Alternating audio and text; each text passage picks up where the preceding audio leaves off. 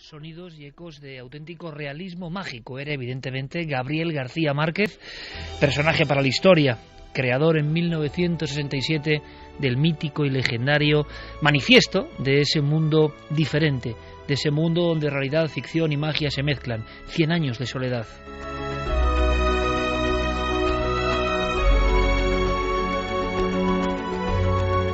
Pero, como siempre, pienso que Milenio 3 tiene que ofrecer otras perspectivas. Nuestro compañero Diego Marañón rescataba de los viejos archivos este par de pinceladas donde Gabriel García Márquez hablaba de su creencia absoluta en los augures, en la magia, en la mala suerte, en los gafes. Lo vamos a descubrir, aunque sea en pinceladas breves, porque todo el mundo se ha contado lo que es necesario, lo que hay que saber en torno al hombre que recibió el Premio Nobel en 1982. Pero ¿y la conexión, me pregunto yo, de García Márquez con el misterio? La conexión existe cuando uno todavía viaja por Sudamérica y sobre todo por ciertas aldeas que aún mantienen la esencia viva de esa conexión con lo extraordinario.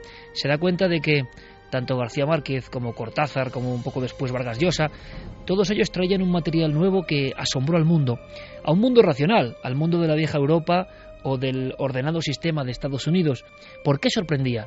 Porque aquello era muy mágico, aquello era increíble, y cuando uno viaje de nuevo por el Perú, por Bolivia, por Argentina, por algunos sitios, se da cuenta de que esa realidad existe, de que esa realidad es creída, de que esa realidad se mantiene como en una cápsula, cada vez menos, evidentemente cada vez menos. Tenemos muchos amigos en el Cono Sur y saben de lo que estoy hablando ahora mismo, que algunas personas nos pueden gustar más o menos, han sido más leídas o menos, pero traían en la mochila, en cierto momento de la historia, ese salto que originó muchas cosas, ese realismo mágico, esa posibilidad fantástica. Y evidentemente García Márquez no lo hacía como una mascarada, lo hacía porque creyó toda la vida en ello. Y alguna píldora más que Milenio os trae sobre García Márquez, diferente, pues para que podáis completar la ficha de esta figura, repito, universal. Le preguntaban en la revista Cíclope, la mítica revista Cíclope, en 1969. En España, en los kioscos, fue una revolución. Estábamos a punto de llegar a la luna. El asunto de los ovnis era tema candente. Y García Márquez, qué tiempos, hablaba sin tapujos sobre los ovnis. ¿Y qué diría? Bueno, pues dijo exactamente esto. Al preguntarle su opinión sobre un tema tan controvertido y tan actual, dijo: mi opinión sobre los ovnis es de sentido común. Creo que son naves procedentes de otros planetas, pero cuyo destino no es la Tierra. Repetía el equipo de Cíclope, insistía: cree en la posibilidad, Gabriel García Márquez, de la existencia de vida en otros planetas, y él respondía firmemente: es conmovedora la soberbia de quienes afirman que nuestro planeta es el único habitado. Creo más bien que somos algo así como una aldea perdida en la provincia menos interesante del universo, y que los discos luminosos que vemos pasar en la noche de los siglos nos miran a nosotros como nosotros miramos a las gallinas. ¿De dónde cree que proceden o quién los dirige? Respuesta de Gabriel García Márquez: los ovnis deben estar tripulados por seres cuyo ciclo biológico es desmesuradamente más amplio y fructífero que el nuestro. No se ocupan de nosotros porque acabaron de estudiarnos hace miles de años, cuando se hicieron las últimas exploraciones del universo. Y no solo saben de nosotros mucho más que nosotros mismos, sino que conocen inclusive nuestro destino. En realidad, la Tierra debe ser para ellos una isla de emergencia en los azares de la navegación espacial. Concluye el Premio Nobel de Literatura 1982, el autor de 100 años de soledad, la persona que todo el mundo ahora ha recordado. Esto quizá no se haya recordado tanto. Concluye diciendo: seguiremos viendo con la boca abierta esos discos luminosos que ya eran familiares en las noches de la Biblia, y seguiremos negando su existencia, aunque sus tripulantes se sienten a almorzar con nosotros, como ocurrió tantas veces en el pasado, porque somos los habitantes del planeta más provinciano, reaccionario y atrasado de todo el universo.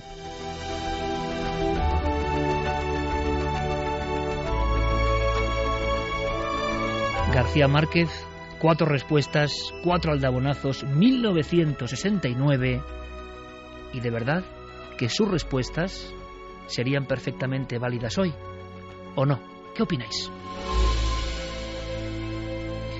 Carmen, buenas noches. Buenas madrugadas, Iker. Tenemos además actualidad con este asunto, con los ovnis en Ibiza, gran impacto. Os vamos a contar todo. Hemos contactado con los servicios astronómicos. Un compañero cámara ha logrado grabar algo en tiempo absolutamente real. Pero antes de eso, bueno, lo primero, abrimos vías de contacto y tenemos alguna pincelada más sobre García Márquez que yo creo que es muy interesante, ¿no? Esta entrevista que nos remitía ese archivero que es Diego Marañón, prodigioso, que ha encontrado una página de Cíclope, que yo creo que es una joya y que nos revela aquí el sentimiento que tenía García Márquez y que encaja muy bien con su forma de ver las cosas, la vida y la novela. Pero hay más cosas sobre sus temores, su concepto de lo gafe y su conexión con la magia desde niño, que vamos a recordar. Vías abiertas. Vamos a abrir esas vías de contacto a través del correo electrónico milenio3@cadenaser.com y como siempre las redes sociales nos tienen que buscar tanto en Twitter como en Facebook como en Google Plus a través de Nave del Misterio. 1:41 estamos todos, el comandante Geray Martínez en los mandos, Fermín Agustí, Guillermo León, Diego Marañón, todos preparados. Don Santiago Camacho, buenas noches. Buenas noches, Iker. Vamos a marcharnos luego a un lugar muy de realismo mágico y que sería, yo no sé, ¿no?, si otro Macondo de García Márquez, pero parecido. Pues sí, imagínate los ingredientes de la historia. Un lugar mágico, más bien maldito, al menos desde la época de sus primeros pobladores, los indios, un lugar donde prácticamente ha sucedido casi toda la fenomenología paranormal conocida, un millonario excéntrico, viajes espaciales, la NASA, en fin, todo eso metido en una coctelera a ver lo que sale. Campos, compañero, buenas noches. Muy buenas noches, Iker. Y viajaremos por la España insólita con varios fragmentos interesantísimos, incluso que tienen que ver con procesiones que esta misma noche habrán provocado cierta sorpresa. Es decir, no son las procesiones más mediáticas, no son muy conocidas, pero yo creo que van a asombrarnos de verdad. Van a asombrarnos porque son historias conectadas con el misterio más absoluto. Pero antes, esas breves reseñas sobre García Márquez que os van a sorprender. Y descendemos para conocer otra historia. Por ejemplo, la de este hombre que desde muy pequeño, tuvo esa posibilidad de escuchar los viejos cuentos, las viejas historias, las viejas realidades, pero además transmitidas por alguien muy especial. Por una de sus abuelas, se llamaba Tranquilina Iguarán, y era una persona que tenía ciertos problemas de visión, era casi ciega, y a ella le llegaban las historias de esa pequeña localidad de Aracataca, en Colombia, pues a través de lo que iban contando sus mayores. Y esto se lo transmitió a García Márquez. Le contaba historias de aparecidos, de fantasmas, de espíritus, de leyendas que corrían por la ciudad. Y esto se quedó también mucho en los padres de García Márquez, que fíjate, si vemos cómo va a recoger el Nobel, él va con un traje de lino blanco que se llamaba liquiliqui. No fue nunca vestido de negro porque ya desde la infancia sabía que si se vestía de negro, la muerte podía acechar a uno de sus familiares. Wow, ahora que lo pienso, menos mal que me he cambiado de traje en Cuarto Milenio. De hecho, 3 o 4 temporadas de negro. Pero en eso creían. Esa era una tradición, sí, es una localidad, además, Aracataca, con gran número de supersticiones, de leyendas. Otra de ellas era, y lo siguen comentando, que Gabriel García Márquez no volvió a ir nunca a su localidad natal porque creían que así recogía sus pasos. ¿Y qué quiere decir recogía sus pasos? Pues allí hay una tradición que dice que si tú vas a tu lugar de nacimiento, donde vas a visitar la casa donde naciste, donde creciste, el colegio, tus antiguos amigos, estás en cierta forma atrayendo a la muerte, estás recordando todo eso para irte a otro lugar. Y eso quedó en la mente de García Márquez, y por eso dicen que a pesar de que pues decían los que había a su alrededor que eran tonterías, que eran supersticiones, él parecía que se tomaba muy en serio estas tradiciones que había mamado desde niño. Y es que yo pienso que algunas de las obras, es lo de siempre, no nacen por un gusto estilístico, por una cuestión estética, por una cuestión de modas. O se llevan dentro o no se llevan. Y por eso el impacto en el mundo en los 60, cuando un grupo de escritores sudamericanos traen un concepto nuevo de lo mágico. Y uno lo entiende perfectamente. Si se ha criado en ciertos lugares, lo entiende perfectamente. Tenía mucho miedo y mucho temor García Márquez al asunto de los gafes, Javier. Sí, de hecho, en una entrevista que consiguieron de forma además tremenda los compañeros del Semanal, porque fueron a Sevilla a buscarlo específicamente, a hacerle una entrevista, y comentaba el periodista que la suerte ocurre, pero hay que salir a buscarla, ¿no? Y él salió a buscar a García Márquez como fuera, tenía que conseguir la entrevista y consiguió localizarlo de madrugada. Márquez le da una entrevista, le dice que vaya la mañana siguiente al hotel y que hablará con él tranquilamente. Allí le da algunos titulares tremendos, como que siempre para él sería una carga enorme 100 años de soledad, porque para él supuso un cambio de vida tremendo, supuso que mucha gente empezara a conocerlo, que no le dejaran tranquilo en muchos sitios y se sintiera agobiado. O sea que su gran éxito se convirtió también, como ocurre en otros artistas, en una losa. Efectivamente. Y no solo eso, sino que ya al final de la entrevista Márquez saca a relucir un término en el que él cree fervientemente, y es la pava, lo que en Venezuela llaman la pava. Y él dice que es el efecto maléfico que desprenden algunas personas o los objetos rebuscados. Esta creencia habla de seres que atraen la mala suerte, vamos, los gafes de siempre. Pero para que nos hagamos una idea del nivel de superstición de García Márquez, hay que leer el listado que él enumera al periodista de cosas que él cree que tienen la pava. Y él dice: para mí tienen la pava los caracoles detrás de la puerta, los acuarios dentro de las casas, los pavos reales, el frac, por eso rechacé ponérmelo en la recepción del Nobel, los mantones de Manila, y esas estudiantinas españolas que entran en los bares cantando. Le pregunta al periodista ¿cómo se llaman? Y el periodista le responde: los tunos. Entonces García Márquez le dice: en efecto, los tunos, pocas cosas hay tan pavorosas como esa. Desde luego que es sorprendente que García Márquez, claro, uno se puede preguntar, Santiago, ¿está hablando en clave de novela? Estas personas ya no diferencian realidad y ficción, bendita locura, ¿no? Vagan en un estado que no es ni la cordura ni la locura, sino el intermedio de ambos, y cuentan cosas de verdad. Yo creo que sí, porque él llevó a rajatabla la historia de ciertas coordenadas absolutamente gráficas en el aspecto de no mirar horóscopos, hacer mucho caso de los augurios y de las señales. Son personas que hacían mucho caso de esas señales que hoy se han olvidado prácticamente.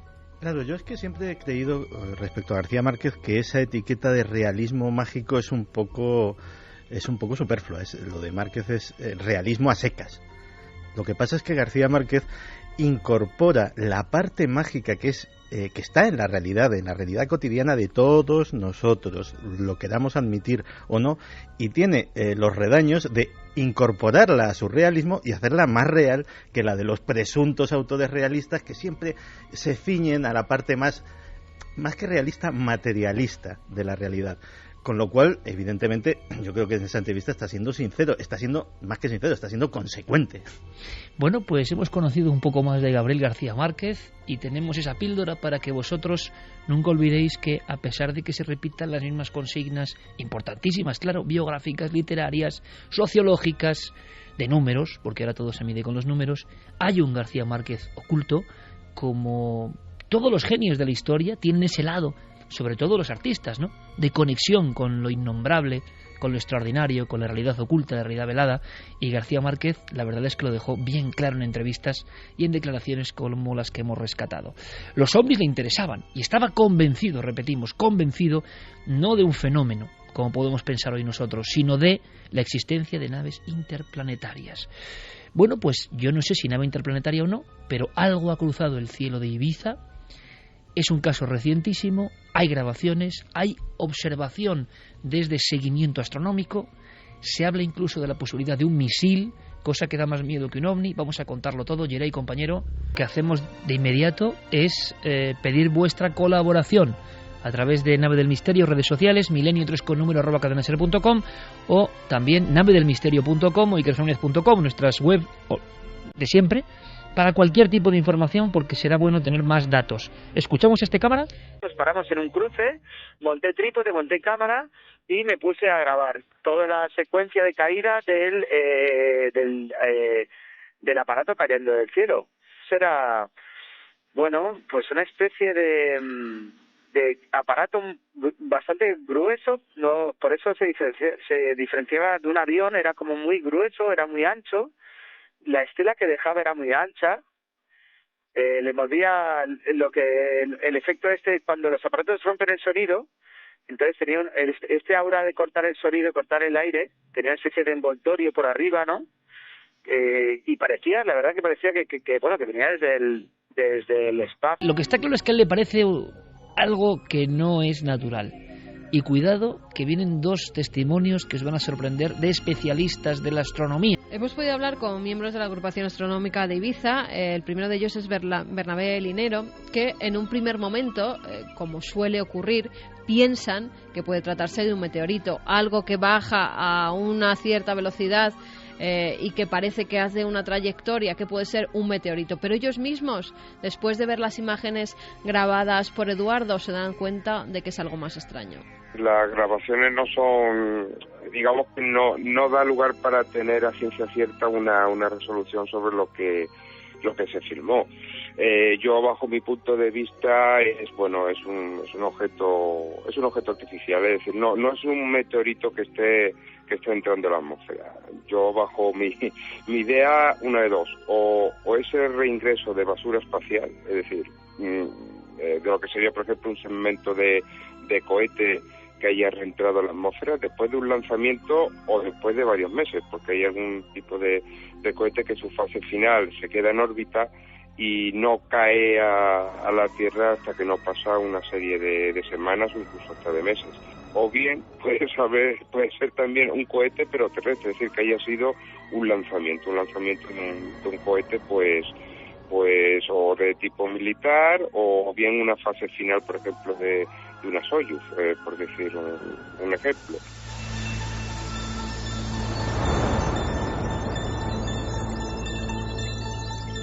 Pues ahora nos vemos con la eterna polémica, que lo saben nuestros compañeros, sobre todo en los 70 y sobre todo en Canarias.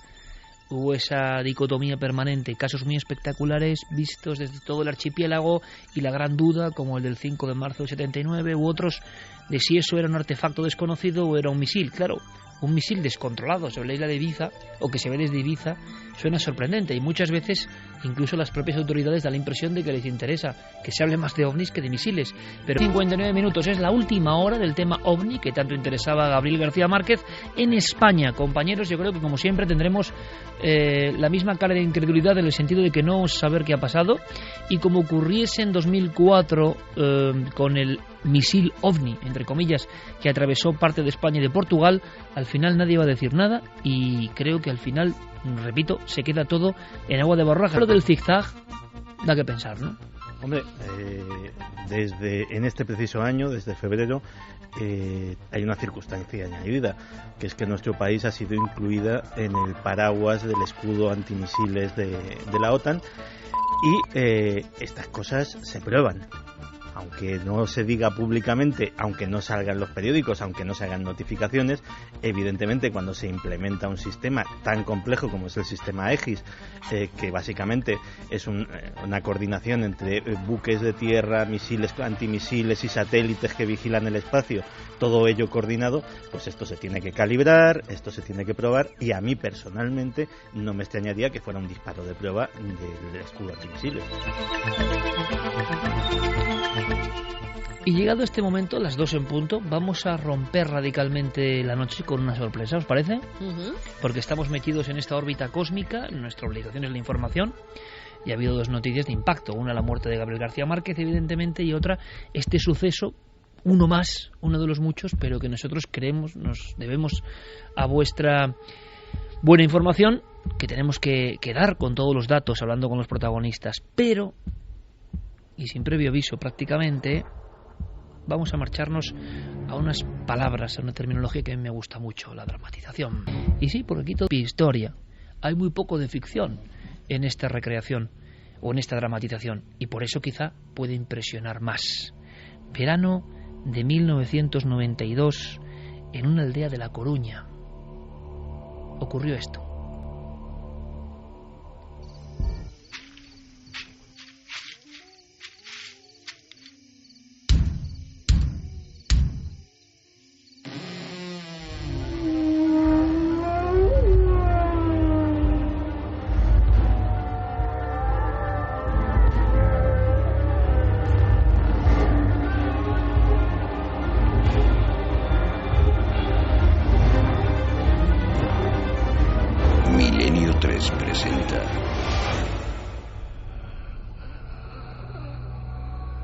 ojos de fuego.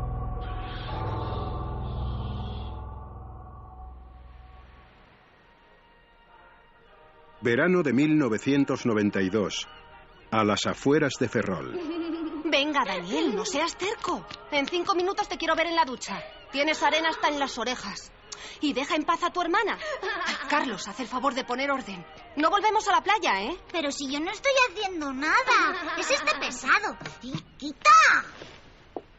Venga, ya está bien. Lucía, saca la bolsa y las palas a la terraza. ¿Y tu enano? ¿Haz caso a tu madre o me enfado? El pequeño Daniel fijó su mirada en los ojos de su padre durante unos segundos. Inmediatamente esbozó una sonrisa pícara y echó a correr por el pasillo. Lucía, vete detrás de tu hermano y asegúrate de que se mete en la ducha, ¿vale? Vale, mamá. Estoy agotada. Yo no sé de dónde sacan tanta energía estos dos. Sobre todo Lucía. Con lo mal que duerme últimamente debería estar a medio gas. Y no hay quien les siga el ritmo. Bueno, mujer, si no corren ahora, ¿ya me dirás tú? Al que he visto mucho mejor es a José. Cuando me dijiste que había mejorado de sus nervios, no pensé que... Bueno, algo más que nervios debía tener. ¿Cómo? No te he oído. Que sí, que digo que está mucho mejor. No parece el mismo. José no solo era un compañero de trabajo de Carlos. La amistad forjada a lo largo de los años había hecho que fuese elegido por el matrimonio como el padrino de la pequeña Lucía.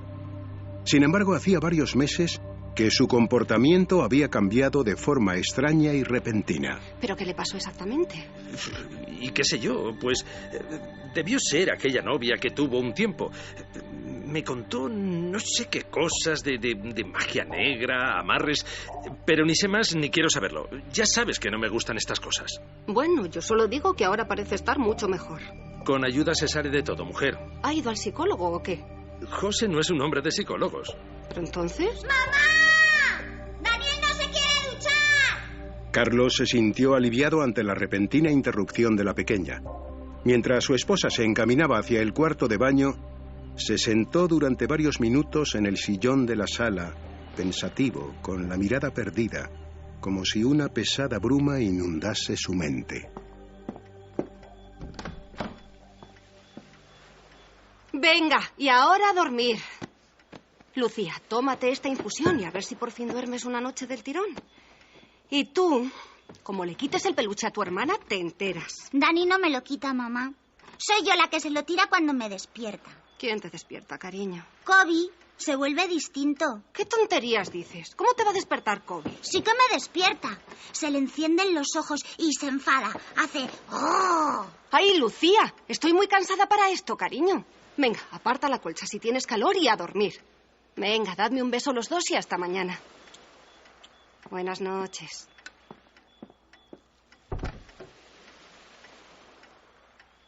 Como cada noche, la pequeña colocó a Kobe, su pequeño husky de peluche, junto a ella y cerró los ojos. El sueño apenas tardó unos minutos en llegar.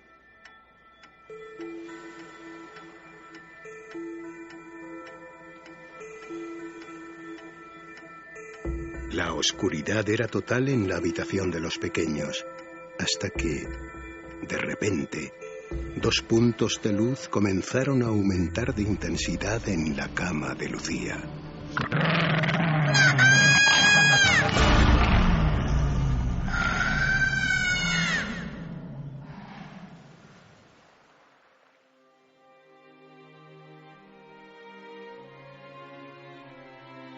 Con el paso de los días, aquellas terribles escenas se fueron haciendo más y más habituales. A pesar de consultar los extraños episodios con varios médicos, la situación se había tornado en insostenible y la preocupación por aquellos aparentes terrores nocturnos se había instalado de forma permanente en el rostro de Carlos. ¿Qué te pasa, hombre? ¿Sigue la cría con nervios? Sí. Oye, José, te tengo que preguntar. Aquello que me contaste, la mujer aquella que te ayudó cuando lo del mal de ojo... Mercedes. Se llama Mercedes. Vive en una aldea a 40 minutos de aquí. Pero dime una cosa. ¿De verdad te curó? No sé lo que hizo o lo que dejó de hacer Carlos. Pero mírame.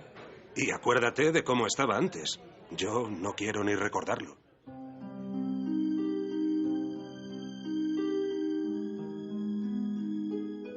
Las opciones no dejaban margen para demasiados titubeos.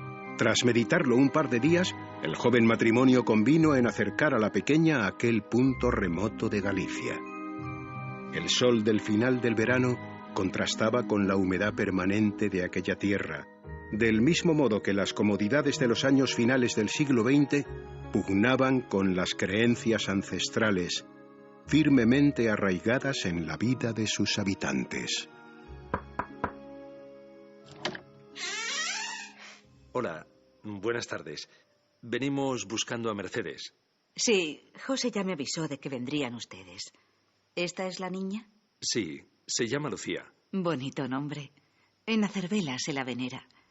¿Y qué te pasa a ti, corazón? La mujer examinó a la pequeña durante varios minutos. Mientras colocaba sus manos sobre ella sin apenas tocarla, la niña respondía con total tranquilidad y naturalidad a las preguntas que Mercedes le formulaba. No veo que le ocurra nada extraño. Para mí, lo que tiene la cría es solo inquietud. Debe sentirse intranquila por las noches. Ya te lo dije, Inés. Venga, carretera y manta. ¿Qué le debemos? No corra, hombre. Que las prisas nunca fueron buenas. ¿Hablan a menudo en casa de encantamientos? ¿O brujería? ¿O...? No, nada de eso. No somos especialmente creyentes en esas cosas. Y bueno, y eso que mi madre decía que de pequeña había visto a la Santa Compaña. Creer o no creer es cosa de cada uno. Pero a veces los críos tienden a hacer cosas raras por sugestión, que le dicen. ¿Entonces? Entonces, lo que le digo. La cría está bien. Les voy a dar algo que la protegerá si vuelve a suceder, o si las pesadillas continúan. Pongan en el cabecero de su cama este colgante. La piedra tiene... ¡Papá! ¡Papá, qué te pasa! ¡Carlos, qué te pasa, por Dios! ¡Carlos, qué te está pasando! ¡Papá! ¡Carlos, por favor, muévete! Mercedes tuvo que echarse a un lado para evitar que Carlos se le echase encima. En aquel momento quedó claro que el foco de aquella energía malvada no estaba en la pequeña Lucía, sino escondido en el subconsciente de su padre. Inés observaba la dantesca escena con una mueca de estupefacción. ¡Te he visto desde el principio, demonio! A la cría no le pasa nada. ¡Estás ahí! De la boca del hombre parecía salir una especie de humo blanquecino. Sus ojos, inyectados en sangre, tenían como objetivo los de Mercedes. Observando sus miradas, no parecía ser la primera vez que ambos se encontraban. Cariño, sal corriendo y métete en el coche, ¡vamos! Al avanzar hacia la mujer, Carlos tropezó con la silla en la que momentos antes se había sentado la niña. ¡Muchacha, alcánzame eso ya mismo! Inés miró al punto hacia donde apuntaba Mercedes. Sobre una mesita reposaba un pequeño frasquito que no dudó en lanzar a las manos de la mujer. ¡Con agua bendita te detengo, demonio! ¡Deja en paz a este hombre! ¡Fuera! El efecto fue más rápido de lo que cabría haber esperado. Apenas unas gotas rozaron el brazo que Carlos extendía en dirección a la mujer. Su rostro pareció volver a la normalidad. ¿Qué ha pasado? Carlos, ¿eres tú? Durante varios minutos la mujer trató de tranquilizar a la pareja. Les habló de casos similares al suyo, con los que se había encontrado a lo largo de su vida. Han de estar tranquilos. Pienso que esa oscuridad se ha empeñado en acompañarles. Pero no está cerrada a ninguno de ustedes en concreto. Pero hace un momento... Lo que le ha ocurrido a él podría haberles ocurrido a cualquiera de ustedes. Esa cosa negra les sigue. Por eso tenemos que ver cómo apartarla y que se vaya. Llévense la piedra. Les ayudará como antes ha ayudado a otros. Procuren no alejarse de ella.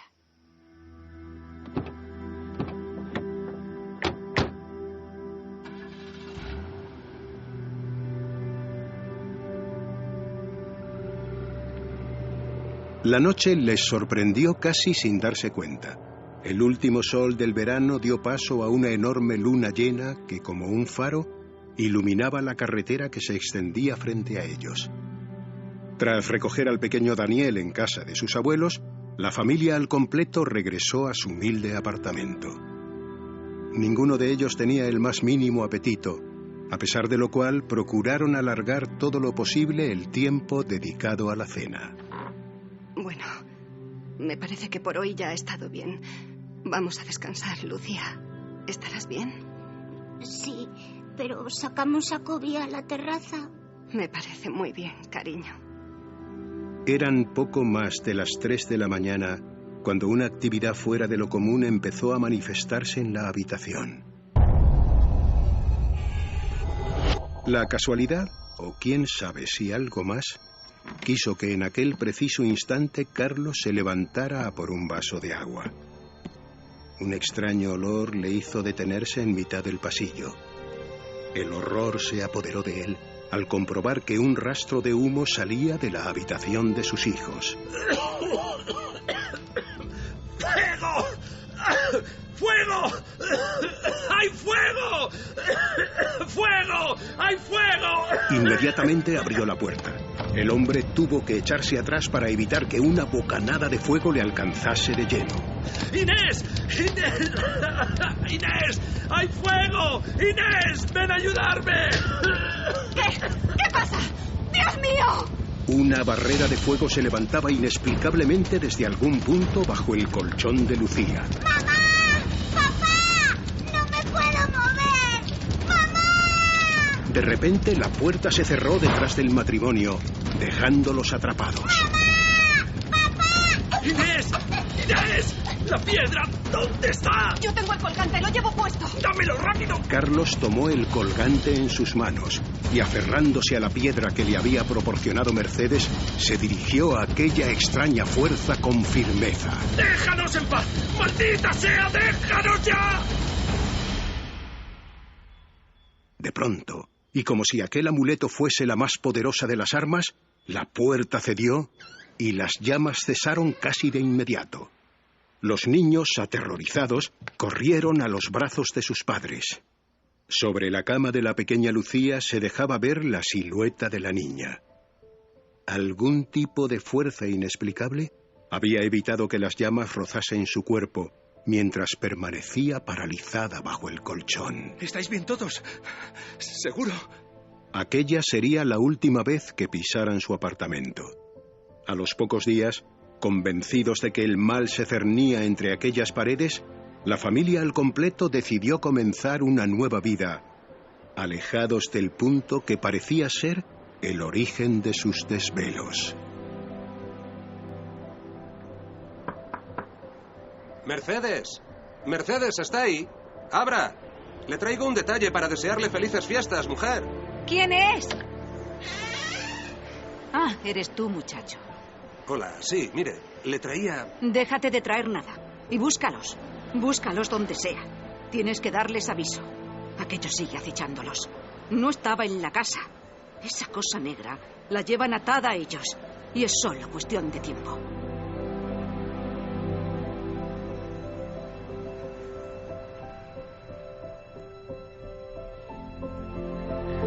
Así acababa esta historia, una historia de magia negra, una historia que al parecer, por lo que hemos podido investigar, tenía que ver con personas relacionadas con la familia, supuestos trabajos, amarres y un increciendo de fenómenos que al final acabaron pues centrados en los más inocentes o en las personas más puras, se podría decir, de esa familia. Asegura el protagonista de esta historia, siempre según su testimonio, que observa una efigie, una figura, algo muy delgado, casi flamígero, algo que no está conformado del todo y que él interpreta como una sombra de un muerto, una sombra de un demonio, una sombra de algo que está casi riéndose de su propia familia.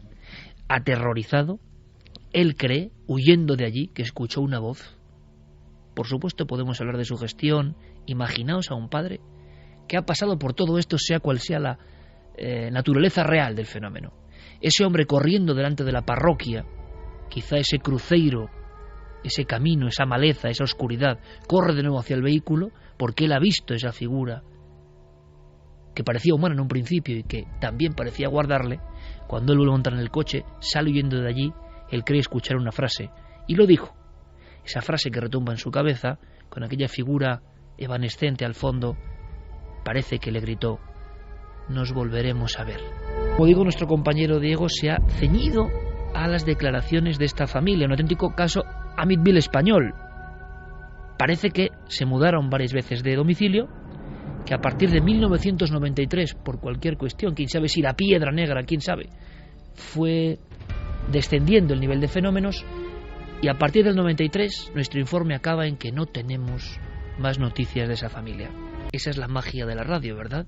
Que las imágenes, la figura, la iglesia, las llamas, la cama, los niños, las voces, los ojos, eso lo ponéis vosotros ahora mismo a las 2:20 de la madrugada.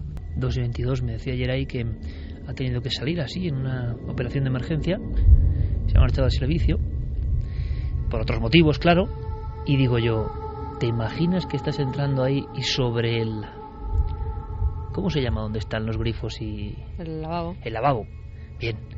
Pues te imaginas que justo entres ahí, que hay que entrar ahora, que no hay nadie en la radio, aquí en Gran Vía 32, ¿eh? Y le hemos dicho a Geray, que es un hombre aguerrido, digo, ¿te imaginas que te encuentras como para ti una piedra negra y el colgante ahí, esperando? Compañeros, fíjate que es raro, ¿eh? Y que evidentemente esta historia de esta familia estará también tamizada por la angustia, por el sufrimiento. Que te pase algo a tus hijos con el tema misterioso, ojo que es distinto. Como los niños muchas veces son los primeros que perciben algo, y que durante un tiempo eso se queda mezclado con las fantasías, entonces la familia tampoco lo toma muy en serio, porque ese algo entra en la habitación de los niños o se manifiesta ahí como en grandes casos. Pero me estoy acordando de una cosa, y es ese tema del fuego, esas llamas que a veces son de un tono azulado, un tono diferente, y que han aparecido, ¿no?, en diferentes casos. Algunos lo llamaban el fuego que no quema, en ocasiones sí que se queda una silueta, ¿no? Hemos conocido, y tú y yo hemos estado en esa iglesia en Turín donde están las marcas de las supuestas ánimas, a las que siempre se da esa categoría de capacidad, siempre dentro de la creencia, de dejar una marca de fuego en la cama, y nadie sabe por qué. O sea, eso nacerá de algún mito rotundo, de alguna verdad antigua. Yo me estoy hablando de un caso que no sé si os acordaréis, pero a mí me impresionó muchísimo, muchísimo. Era una cosa muy sencilla, era 1921, era en una pedanía del sur de Cádiz, y era una niña que, año 21, y del Cádiz profundo, digamos, una casa sin luz, y entonces la dejan a la custodia de una niña más pequeña, de una vecina, esa solidaridad de los tiempos antiguos, ¿no? Y esta niña, como de unos 12 años, tiene que quedarse con la niña pequeñita de apenas unos meses. Entonces la niña empieza a llorar, cree que le pasa algo, que le ocurre algo, y entonces a mí esto se me quedó grabado y no sé bien por qué. Desde una habitación, desde un saloncito donde estaba con la niña que no conciliaba el sueño, esta muchacha, en 1921, evidentemente había muy poca literatura de misterio, muy poca cuestión parapsicológica, y describe en la otra cama, donde tenía que estar ella durmiendo, pero que estaba, digamos, acunando, había salido del pequeño salón, muy humilde todo, ella ve, en perspectiva desde su salón, como debajo de la cama, donde tiene que ir, y en mitad de toda la oscuridad, una llama, una sola llama, que está pasando por debajo de la cama de arriba abajo, una sola llama, como si hubiese un imaginario mechero azulado que va recorriéndola, y la observa durante muchos minutos con un temor brutal, porque en la casa solo hay un candil, lo tiene ella en el salón. Hay que imaginar, ¿no?, la luz de la vela alumbrando el pequeño salón, enfrente a unos 5 metros ese otro dormitorio, el camastro con jergón de paja. Ella tiene que acostarse con la niña y no se atreve, y pasa toda la noche hasta que en cierto momento ese pequeño fuego fatuo, lo que sea, que se movía en la cama, que hacía una especie de círculos, acaba desapareciendo. Es un caso de los pocos que recuerdo donde hay fuego, que es algo que nos aterra, ¿no?, que nos puede matar, debajo de nuestra propia cama. Ese umbral siempre de la inseguridad personal, ¿no? Luego del caso es cambiar nuestro tercio. Milenio 3 continúa, es una noche muy especial, noche de plena Semana Santa, y luego, como os digo, recordaremos un suceso tremebundo. La noche sí es un poco así, poco ligera, que tiene que ver con la luna llena. He recibido un libro con la luna llena en la portada. Un libro que llegó a la redacción la semana pasada. Tengo una hoja, pero por resumir diré que el autor me dijo que le encantaría que este libro estuviese en mi biblioteca, pero que por favor no le hiciese publicidad por él. ¿Verdad? No es ningún truco, él no quiere publicidad. Pues esta noche, Iker, vamos a recuperar un clásico en las historias de conspiración. Vamos a recuperar las biografías extrañas.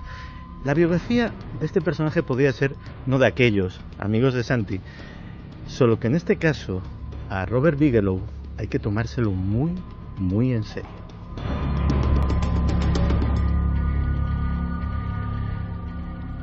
En 1945, en Las Vegas, nació un chaval que se llamaba Robert Bigelow.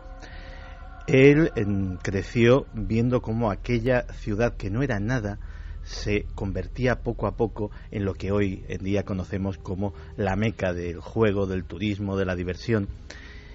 Era un chaval muy listo y vio cómo, por ejemplo, mientras se iban construyendo cantidad de casinos lujosos, de hoteles gigantescos, etcétera, etcétera, había muchos trabajadores eventuales, buscavidas, viajeros sin demasiados recursos que también necesitaban dónde alojarse. Y dijo, ¿por qué no me dedico a construir moteles baratos? Pues bien, con esa idea sencilla, con unos pocos dólares, un crédito y muchísima capacidad de emprender, Robert Bigelow construyó la mayor cadena de alojamientos baratos de los Estados Unidos. Se hizo con miles de millones de dólares. Tiene miles de propiedades inmobiliarias en todo el país. Es un hombre extremadamente rico. Un hombre que un día, un suceso inesperado, le cambió la vida.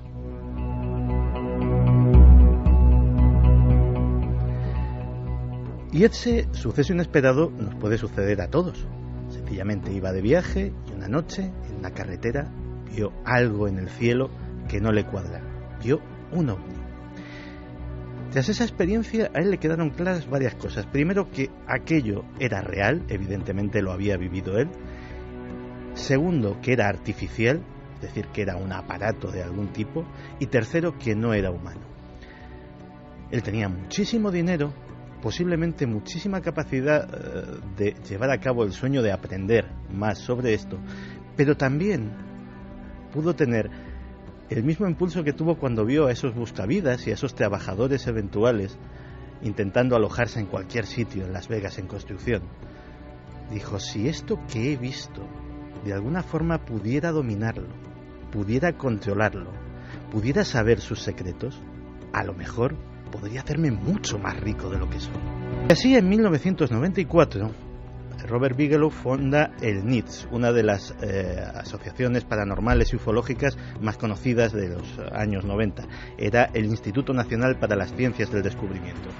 Básicamente no era una asociación, era una propiedad privada de Robert Bigelow que se dedicó a contratar expertos, a contratar científicos. De hecho, montó 2 cátedras en la Universidad de Las Vegas con varios millones de dólares, una de ellas de física y otra dedicada a lo paranormal, y las financió, y de ahí sacaba también, digamos, como cantera para sus expertos. Y buscó un lugar para llevar a cabo sus experimentos, un lugar donde pudiera encontrar ese conocimiento secreto. Miró en muchos sitios de los Estados Unidos, miró en el célebre Triángulo de Bridgewater, del que ya hemos hablado aquí, donde también hay muchísima fenomenología paranormal. Unos eran propiedad del gobierno, otros eran parques nacionales, pero había uno que era propiedad privada, uno que podía comprar y que cumplía todas sus expectativas: el rancho Skinwalker. El rancho Skinwalker es una propiedad bastante grande en el estado de Utah, en Estados Unidos, que ya desde la época anterior al hombre blanco, cuando los indígenas eran los únicos que vivían en aquellas praderas, ya tenía fama de lugar maldito.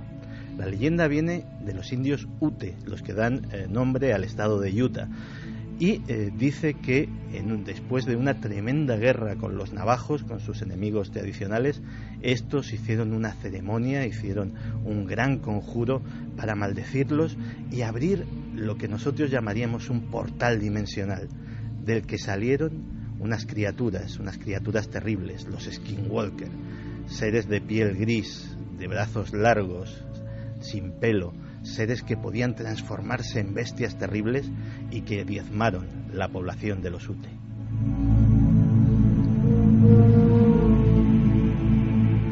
Y lo cierto es que los Ute abandonaron aquellas tierras y la zona quedó marcada como maldita. Ello no impidió que poco antes de que la propiedad fuera comprada por Bigelow, una pareja, Tom Gorman y su esposa, pues decidirán comprar el rancho para explotarlo como una explotación, como una granja cualquiera. Ya les habían avisado de que el sitio era raro, de que la gente no duraba mucho allí. Ya sabes, la típica historia de Amityville y de tantos otros sitios que la gente pues no sabe realmente dónde se está metiendo.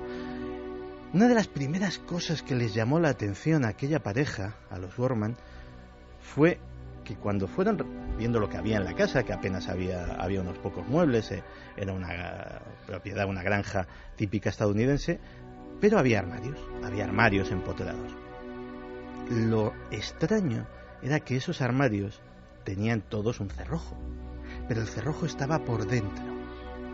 Parecían armarios diseñados para esconderse, para que si algo hostil, evidentemente, entraba en la casa, no pudiera penetrar en esos armarios y los que llegasen pues pudieran estar al menos en ese reducido rincón. Ni que decir tiene que los Gorman no duraron mucho. Sufrieron toda clase de actividad poltergeist, objetos que se movían, ruidos subterráneos dentro de la propiedad, mutilaciones en su ganado, animales carbonizados, los perros, por ejemplo, por unas luces pequeñas que se desplazaban por toda la finca y que al parecer atacaban a los animales. La verdad es que todo esto fue un imán para que Robert Bigelow comprase el lugar y viese qué había de cierto en lo de la puerta dimensional. Así que cogió a la flor y nata de su recién fundado NITS y se encerraron allí. No solamente se encerraron, convirtieron el sitio en un fortín inexpugnable. Alambres de espinos, cámaras, guardias armados, absolutamente todas las medidas de seguridad que asociamos con otro lugar mítico, con el Área 51.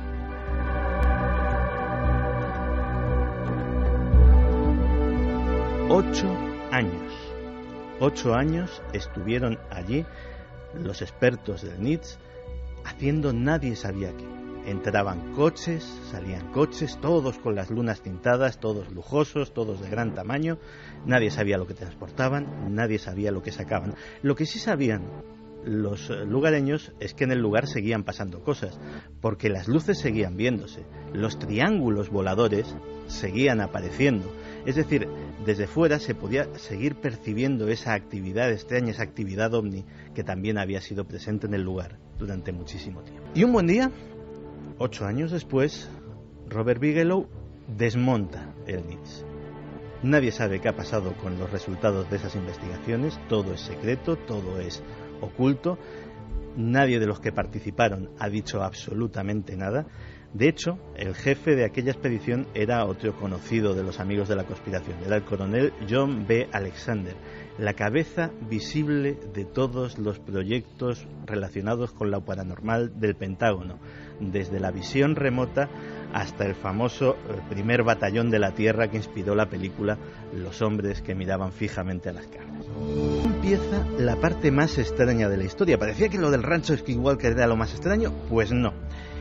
Resulta que este empresario hotelero multimillonario decide dedicarse prácticamente de forma simultánea al cierre de su investigación en el rancho Skinwalker, decide dedicarse a la industria aeroespacial y monta una empresa que es Bigelow Aerospace, que tiene un curioso logo.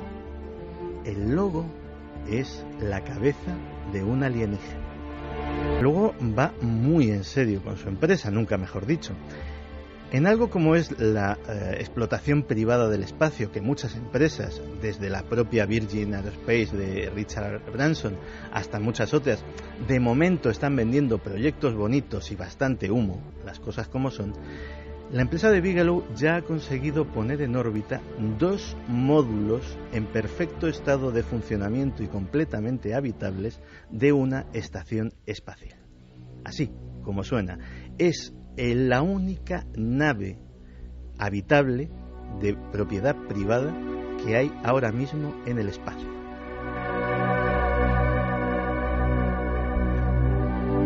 Y allí está, mandando datos, completamente deshabitada, al menos eso es lo que nos dicen, y en teoría es un prototipo para demostrar que su proyecto de crear una estación espacial habitable es completamente posible. Es más, o sea, no es una cosa posible en el papel, oiga, es que yo la he puesto ahí, me falta poner la gente, nada más. O sea, eso tal como está ahora mismo, pueden llegar unos astronautas y habitarlo, hasta el punto de que la propia NASA se ha quedado convencida con este proyecto y ya le ha contratado para las obras de ampliación, para las reformas de la Estación Espacial Internacional. Se le van a añadir una serie de módulos que van a estar fabricados exactamente igual que el Génesis 1 y Génesis 2, que es los que colocó él en el espacio, pues van a estar fabricados por la empresa de Bigelow. Lo curioso es que esto sucedió en 2004 y a día de hoy el rancho Skinwalker sigue exactamente igual. Siguen los mismos guardias armados, siguen las mismas cámaras de vigilancia, siguen absolutamente las mismas alambradas y las mismas cercas de espino. Es decir, nada ha cambiado. No es un lugar que parezca que, bueno, ha sido un entretenimiento y ahora lo abandonó o lo vendo incluso. No. Sigue guardado como si allí estuviera el secreto de algo importantísimo. ¿Hay más? Pues sí, hay más. Resulta que en 2010, y esto es absolutamente inexplicable, y he tenido que confirmarlo, reconfirmarlo y recontrastarlo porque yo no me lo creía, en 2010 una directiva de la Administración Federal de Transporte Aéreo dice lo siguiente, y traduzco del texto original. Dice: las personas que busquen reportar, que busquen informar sobre ovnis y fenómenos aéreos inexplicados deben contactar con Bigelow Aerospace Advanced Space Studies, y pone un número de teléfono y una dirección de email. Es decir, esta circular, que era para controladores aéreos, pilotos, etcétera, etcétera, dice que en vez de informar al gobierno de los Estados Unidos, hay que informar a esta empresa privada, que si nos vamos a su página web, es una empresa diferente de Bigelow Aerospace. Esta es Bigelow Aerospace Studios. Su propósito es el siguiente, y es también traduzco del original. Es una compañía hermana de Bigelow Aerospace que se enfoca en la identificación, evaluación y adquisición de nuevas tecnologías en todo el mundo, especialmente relacionadas con las naves espaciales. Traducido al castellano Román Paladino, básicamente es una empresa montada para hacer ingeniería inversa de naves espaciales que no sean terrestres. La tecnología inversa es una cosa tan vieja como el mundo.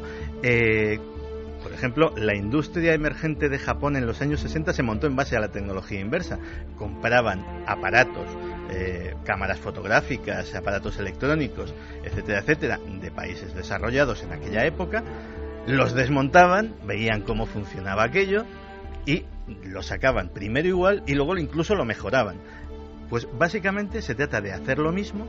Es decir, tienes un objeto que no sabes qué es, no sabes cómo funciona, no sabes para qué sirve, lo desmontas, ves cómo es cada pieza y cómo funciona e intentas reproducir uno exactamente igual y comprender con qué principios funciona. Es decir, estamos ante una empresa privada cuyo objetivo confesado, es decir, esto no me lo estoy inventando, se puede ir a internet, ver la página web y todo el mundo tan contento, es hacer ingeniería inversa de ovnis, así como suena. Pero es más, si algo le faltaba a esta historia es que Robert Bigelow recientemente, esto tiene muchas formas de decirse, pero hay una forma muy llana, se ha comprado la mayor organización ufológica que existía a nivel mundial, el MUFON, el Mutual UFO Network. La multitud de asociaciones ufológicas que surgieron en Estados Unidos desde 1947 hasta los años 60, la única superviviente, la que fue absorbiendo poco a poco a todas. Pues ha llegado este hombre literalmente con un cheque y un contrato y se la ha comprado. Es decir, se ha quedado con los archivos de toda esa época, desde los años 40 hasta nuestros días, ha hecho una purga en la directiva colocando a toda su gente de su confianza, que no tenía absolutamente nada que ver con la organización, y la dirige literalmente a su antojo, así como suena.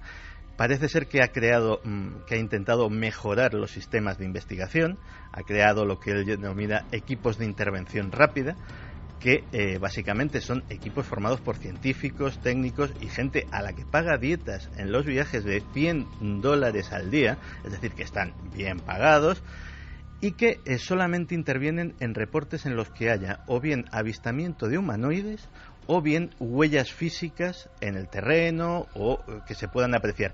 A esta comisión solo le interesan los casos cercanos. Sí, luces en el cielo no le interesan para nada. Dice que no quiere saber absolutamente nada de luces en el cielo. Como mucho, fotografías contrastadas, eso le sirve como prueba, pero siempre y cuando la autenticidad se pueda contrastar perfectamente y esté fuera de toda duda.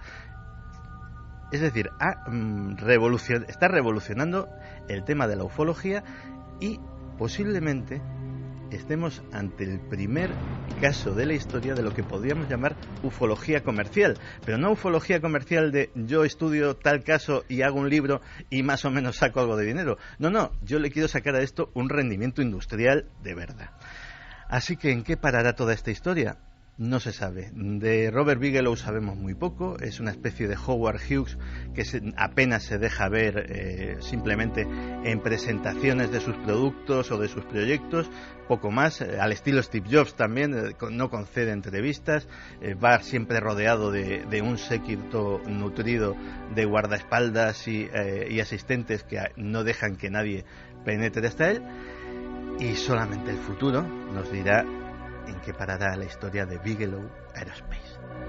Muchísimo menos hace una película, Muchas personas que han tenido este enorme impacto y que han reconducido su vida sin alejarse, pero pocas veces creo yo un magnate de este tipo, un magnate de esta cantidad, ¿no? Y de posibilidad de inversión.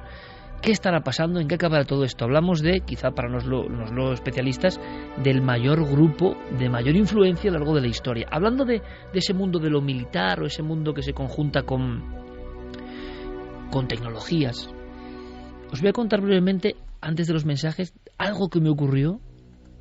¿Ayer fue? Sí, ayer. Sorprende mucho hasta qué punto muchísimas personas que no imaginamos, ¿no? En un primer momento no imaginamos, pues, como esto mismo, Bigelow, el extraño personaje. ¿Qué tendrá este hombre con los ovnis, ¿no? ¿Qué le habrá pasado? ¿Qué habrá ocurrido en su ánimo interior? Íbamos por el retiro y me aparece un hombre alto como una montaña y me dice: Iker, quiero felicitar a todo el equipo por la labor que hacéis. Bueno, y por supuesto con toda la amabilidad yo le doy la mano y le digo: hombre, pues muchas gracias, eres muy amable. Y entonces me cuenta su historia, y su historia quiero, aunque sea en un minuto, recordarla porque creo que es importante. Resulta que era un militar de alto rango, de los que han estado y algunos están en Afganistán, y me contaba que él era encargado de hacer una cosa que a mí, sinceramente, luego, sobre todo, el primer impacto uno no se da cuenta y se queda, no seco, pero se queda que no asimila realmente la importancia de lo que le están contando. Y es que él era encargado, a pesar de tener una superioridad sobre otros miembros de su pelotón o de su compañía, de descargarse los programas de cadenaser.com o de ikerjiménez.com o de navedemisterio.com, los programas de Milenio 3. Se los descargaban en los dispositivos que le daban como para 24 horas seguidas, algo así. Digo, hay que tener muchas ganas, ¿eh? ¿Qué hacía luego? Me decía: Iker, tú no sabes lo que es estar con el tanque antiaéreo o el sistema lanzamisiles o las ametralladoras en hilera. Bueno, pues por las labores, ¿no?, que han hecho durante años, con los cascos, escuchando el programa. Y me daba las gracias, no a mí, sino a todo el equipo, amplísimo equipo que hace este programa, por las horas y horas, no solo de misterios, de asombro, de historia, incluso historias que tenían que ver con las tierras donde estaban en ocasiones, sino por luego los debates, las discusiones, los comentarios, las conversaciones donde igual había un desánimo, estaba todo yermo, y la escucha de Milenio les daba para esa tertulia que ahora recordaba con tanto orgullo, ¿no? Y entonces a mí que una persona con esta responsabilidad, aunque a nadie nos gusta la guerra, evidentemente, pero el mundo es como es, estas personas que están ahí en primera línea estaban escuchándonos y llevaban así meses / años. Y un encuentro fortuito para agradecerlo. Hombre, para nosotros es un honor. Y a veces ocurre, Santi, Javi, Carmen, que uno habla por la radio, habla por este micrófono y no tiene la menor idea de dónde llega su mensaje, ¿no? Sabemos que cada vez los mensajes van más lejos, pero esta circunstancia concreta, que a mí nunca me había ocurrido, sí hemos tenido muchas conexiones con personas del ámbito militar, ¿no? Pero en Afganistán, primera línea de fuego, con muchos problemas, con una historia cruda, ¿no? Que estén escuchando constantemente las cosas que podemos decir nosotros y que eso les haya hecho pasar veladas más agradables cuando ha habido pérdidas, cuando ha habido tragedia, yo creo que es para agradecerlo, ¿no, chicos? Pues imagínate, Iker, cómo te quedas cuando te llegan mensajes así, y más en esas circunstancias en las que, si no recuerdo mal, este chico iba acompañado de su mujer y de su bebé recién nacido. Yo me quiero imaginar a este hombre en primera línea de fuego con su mujer aquí en España embarazada, y qué le puede dar alguna esperanza si nosotros hemos conseguido siquiera entretenerle y que un poco se aleje de esa situación. Pues mira, nuestro trabajo vale la pena. Una encuesta de los lugares donde nos han escuchado los oyentes, los lugares más raros. Podemos sorprendernos. Santi, ¿un mensaje para esta gente? Pues un mensaje de apoyo, de cariño y de que, a pesar de que se diga muy poco en los medios de comunicación, que te den cuenta que ha habido, y esperemos que ya dentro de poco ya no haya, gente nuestra que está metida en una guerra, que los insurgentes no les tiran precisamente caramelos, y que es muy duro estar en una línea de fuego, es muy duro disparar, es muy duro que te disparen, y son de los nuestros, así que un abrazo a todos. Jesús dice: es sabido que Bigelow Aerospace está algo por delante de sus competidores junto con SpaceX. SpaceX es la empresa que tiene previsto Bigelow que lleve los turistas a su hotel espacial, al que piensa construir en 2016. Luego estoy pensando una cosa, Santi. ¿No?